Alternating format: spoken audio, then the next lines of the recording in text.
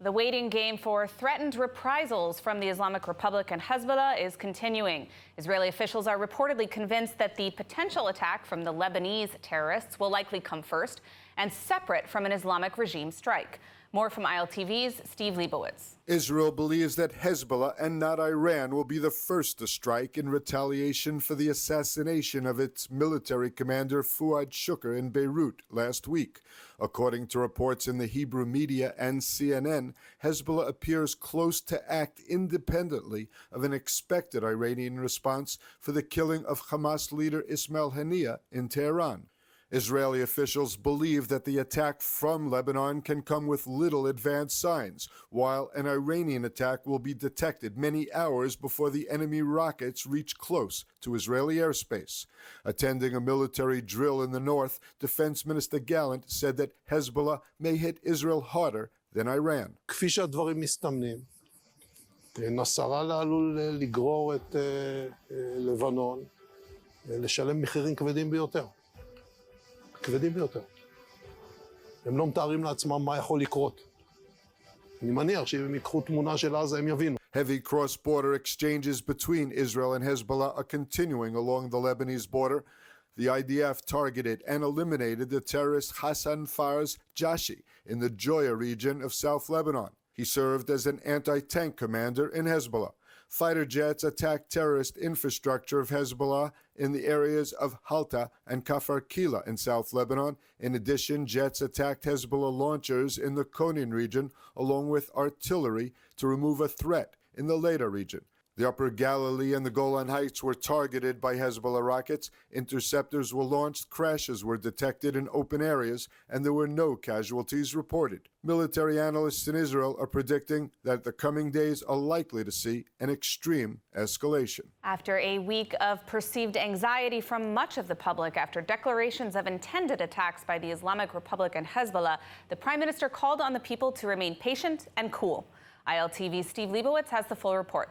Prime Minister Netanyahu was at the Tel Aviv Army base meeting new recruits from the Armor and Engineering Corps. The Israeli leader had this to say to the public about the current situation. אנחנו ממשיכים קדימה לניצחון. אני יודע שאזרחי ישראל נמצאים בדריכות. אני מבקש מכם דבר אחד, לשמור על אורך רוח וקור רוח. אנחנו ערוכים הן להגנה והן להתקפה. אנחנו מכים באויבינו ונחושים גם להגן על עצמנו. IDF Chief Halevi was at Tel Nof Air Force Base meeting commanders. Halevi said the army is at peak readiness as the attacks from Iran and Hezbollah loom.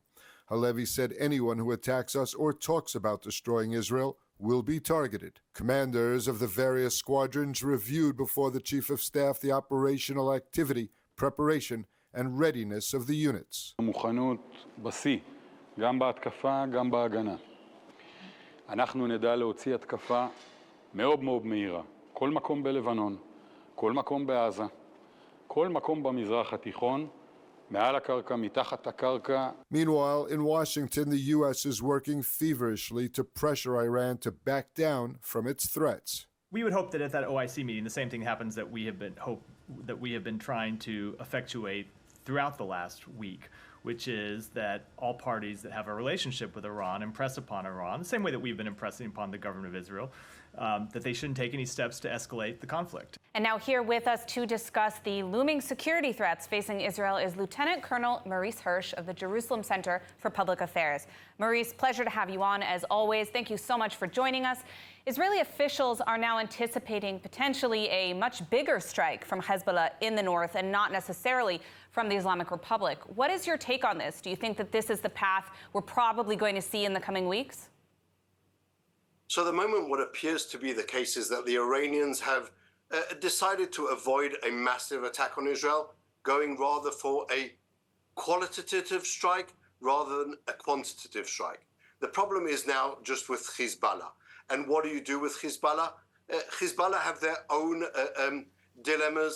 We saw Hassan Nasrallah speaking just a few days ago, really expressing his frustration at the Lebanese people as to why they weren't more supporting Hezbollah's resistance, as he calls it, and their attacks on Israel, fearing obviously that Israel would respond in a massive way to any further Hezbollah escalation of the situation.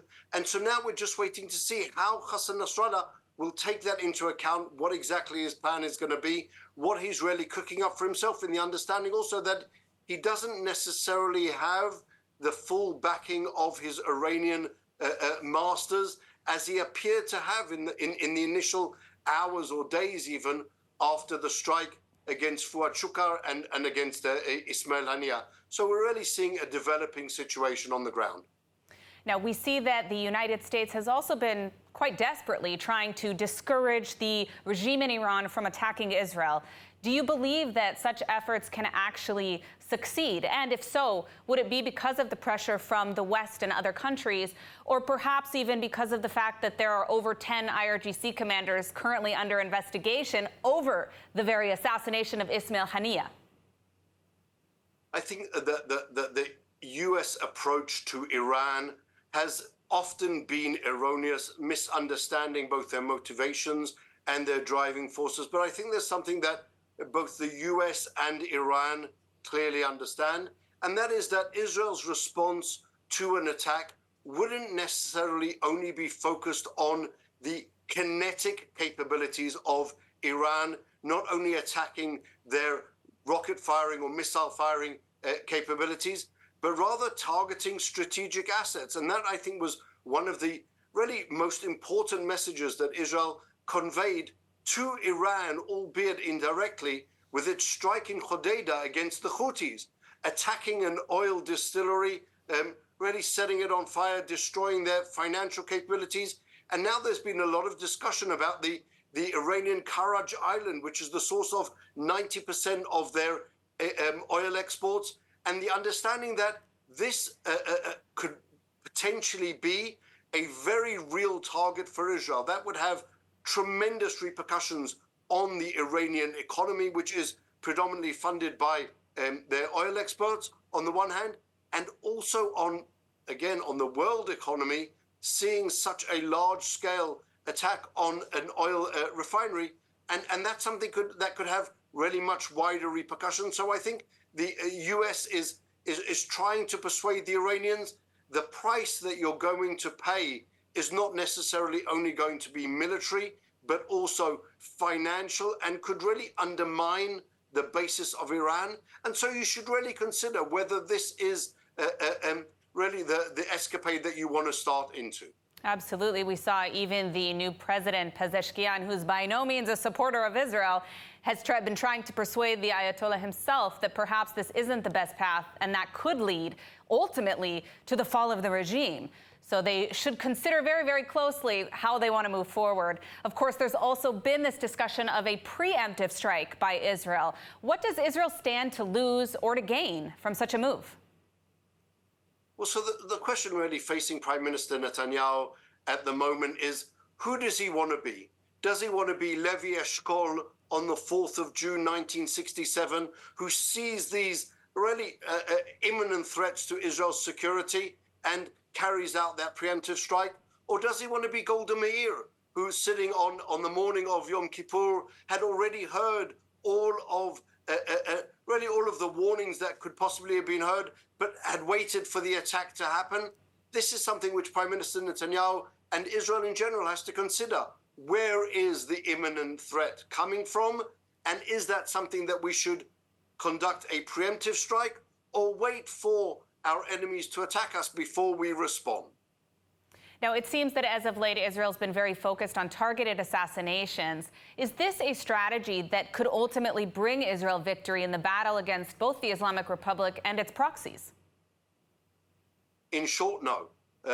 We've seen that, unfortunately, the value of human life in the eyes of our enemies is very, very low. Every single one of these terrorists has its immediate replacement. Better capabilities, worse capabilities, but they don't seem to have that basic value for human life. So eliminating these senior terrorists is obviously something which causes a disruption for those enemies, but it's not something that long term can be seen as a goal which will really deter them or prevent them from continuing on with their aggression. Until you take out all of the Hezbollah capabilities, whether it's Shukar or whether it's Imad Mughniyeh or whether it's the next terrorist who will take their place, it doesn't really matter to them, unfortunately. All right, well, we are out of time, but Lieutenant Colonel Maurice Hirsch, thank you so much for joining us today, as always. Thank you very much for having me. Stay safe, everyone. As Israel waits to see the response of the Islamic Republic, internal turmoil in Iran is being brought to the forefront as a potential reason why Iran may not attack. Let's take a look. According to Iran International, the newly elected Islamic Republic President Masoud Pezeshkian is urging Supreme Leader Khamenei not to attack Israel out of concern for his own presidency's success. The new president is reported as saying that attacking Israel now could lead to a major war in which Israel easily attacks Iran's national infrastructure and energy resources, which could cripple the Iranian economy and potentially lead to the country's collapse. Pezeshkian further warned about the rhetoric and actions of senior IRGC commanders who've placed relentless pressure on a strong military response against Israel for the assassination of Ismail Haniyeh, regardless of the significant social and economic costs to Iran. Pezeshkian, however, made sure to note that his opposition to military action is rooted in national interest, as it would severely damage Iran's international standing. Sources present at the meeting between Khamenei and Pezeshkian stated that the supreme leader was non-committal in response to the pleas of the president. In Iran, some sources believe that the assassination of Hamas terror leader Ismail Haniyeh was done by IRGC officials at the behest of Israel for the very purpose of damaging Pezeshkian's new presidency. Despite calls for restraint, Pezeshkian has been very clear in towing the Islamic Republic's line on Israel, affirming repeatedly in meetings with foreign officials that Iran has a right to defend itself and has a right to retaliate against Israel. Pezeshkian's first moves in office were also to right Hamas and Hezbollah and affirm their mutual desire for Israel's destruction.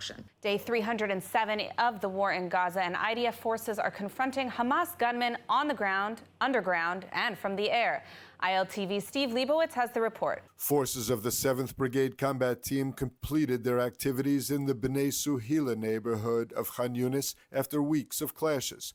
During the operation, forces located, investigated, and destroyed an underground route.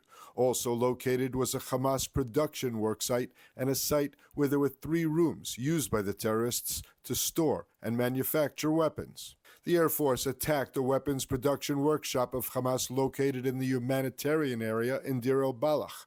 Before the attacks, many steps were taken to reduce the chance of harming civilians, including the use of weapons adapted to the type of attack. And the IDF has announced that a top Hamas operative who directed terror attacks in Judea and Samaria was killed in a recent airstrike in Gaza. Nael Sakel was targeted in late July, and the army now confirmed his death. Sakel had been a leader of Hamas's so-called West Bank headquarters for more than a decade, directing attacks on Israel and Judea and Samaria. As the Islamic Republic investigates how the assassination of Hamas leader Ismail Haniyeh took place in Tehran, there are rumors that several IRGC officers, in fact, planted the bomb in Haniyeh's room even weeks before the assassination took place.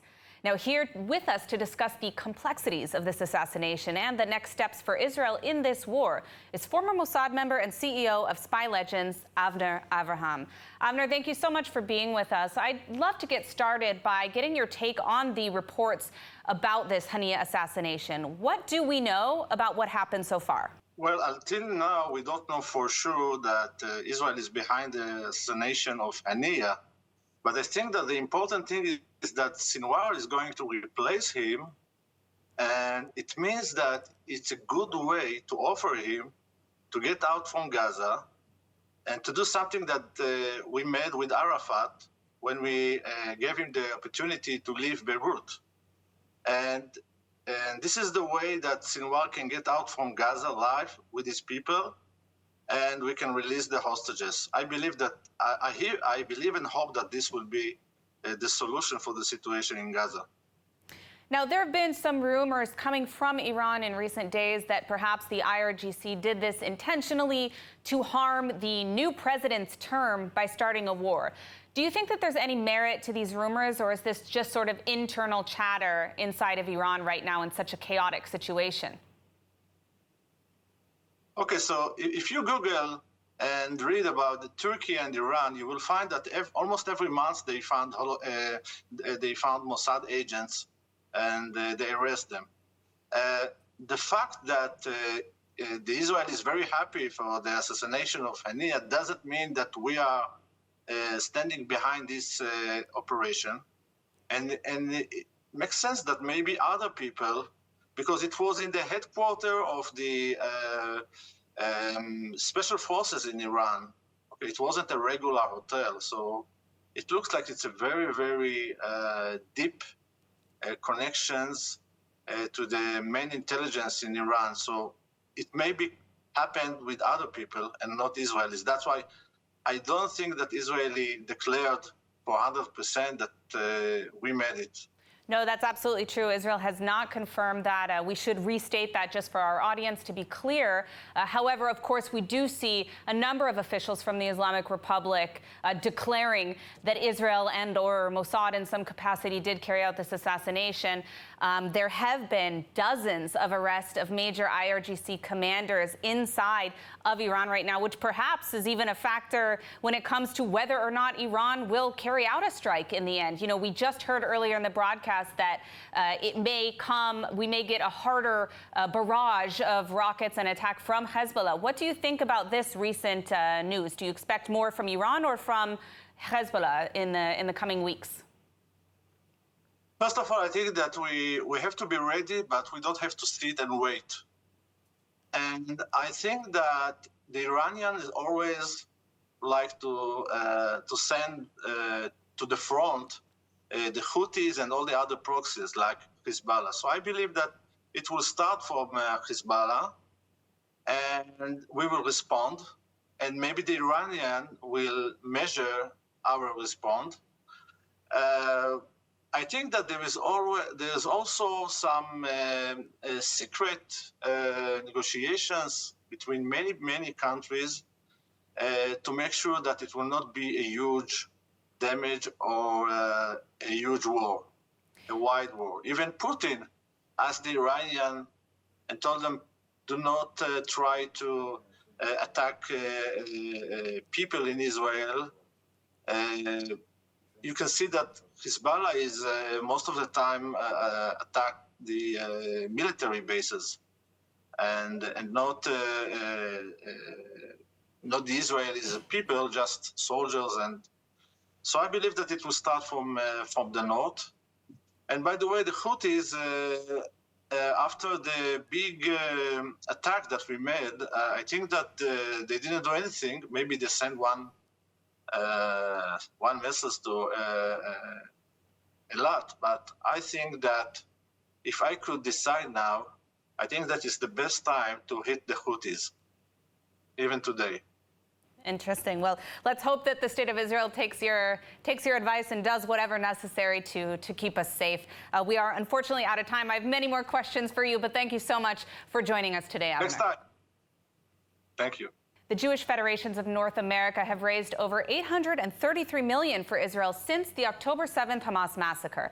This marks the largest community mobilization in the Federation's history, providing critical support to various organizations and individuals inside of Israel. The Jewish Federation of North America have raised over $833 million for Israel since the October 7th Hamas massacre, which is more than half of the total funds donated by the global Jewish community. So far, JFNA has allocated $433 million to around 520 organizations in Israel. This information comes from a new report by the Federation, which tracked funds raised and distributed since early June. Donations have gone toward medical aid, temporary housing, essential food, economic recovery, long-term rehabilitation, and mental health support. The recipients include IDF soldiers, businesses, civilians, and soup kitchens, among others. These donations came from 146 Jewish federations and over 150,000 donors, marking the largest community mobilization campaign in the history of the Federation system to support Israel. 3 Taylor Swift shows have been canceled in Vienna after the government announced a plotted terror attack at the stadium motivated by terror groups ISIS and Al-Qaeda. ILTV's Ariela Lachiani is here with me in studio with more details. Ariela, can you tell me exactly what happened with these concerts? Right, so as you said, 3 Taylor Swift concerts have been cancelled in Vienna after the government announced that a terror attack was being plotted. at the stadium where the concerts were being held, where 65,000 people were expected to attend. 2 suspects have been arrested, one a 19-year-old who had pledged an oath of allegiance to the Islamic State terror group and also had chemical substances found in his home, and another a 17-year-old who also had ISIS materials and also Al-Qaeda materials in his home. And the two were planning to carry out an attack at the stadium, killing as many people as possible using knives and self-made explosives. Horrific, absolutely horrific. I'm glad it was prevented. You know, we did see after October 7th that there were a lot of excuses made for the Hamas attacks on the Nova Festival, another music event, a music festival where people come together for music, similar to what we've seen at Taylor Swift shows all over the world. Have you seen a difference in how people have responded to the cancellation and the terror plot against these concerts? To be honest, I think we are yet to see a sufficient response as to what is going on right now. I'd hope that now that it's in Europe and a bit closer to home, that we'll see some more outrage as we have seen with Nova.